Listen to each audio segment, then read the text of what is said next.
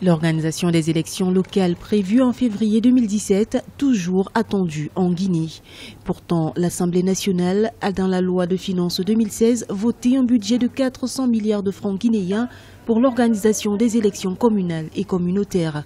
Le gap de 50 milliards de francs guinéens, soit 5 milliards de dollars, devait être financé par les partenaires de la Guinée dans le cadre d'un projet d'appui à l'organisation des élections. En décembre 2016, la Commission électorale nationale indépendante ne disposait que de 17% de son budget global.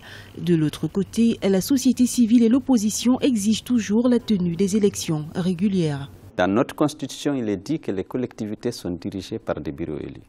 Le mandat des élus est issu depuis 2010. Jusqu'à présent, on a tout fait. On a marché, on a fait des manifestations, signé des accords politiques. M. Alpha Condé refuse d'organiser les élections locales. Mais ce qui est plus grave, c'est qu'il a nommé à la tête des quartiers, des districts et des communes des gens zélés de son parti qui participent activement à l'organisation des hold-up électoraux auxquels il nous a habitués. Sur le plan économique, la situation financière publique s'est améliorée en 2016.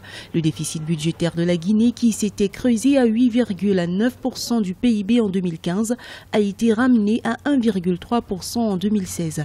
Des réalisations ont vu le jour dans plusieurs secteurs, notamment les infrastructures routières et hydroélectriques. Il y a des réalisations utiles, comme les barrages, mais qui ont été réalisées au double du prix, parce qu'il n'y a pas eu d'appel d'offres.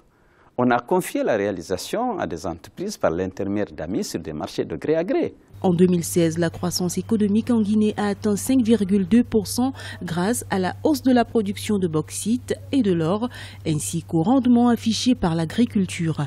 Pour 2017, une croissance du PIB de 4,4% est attendue.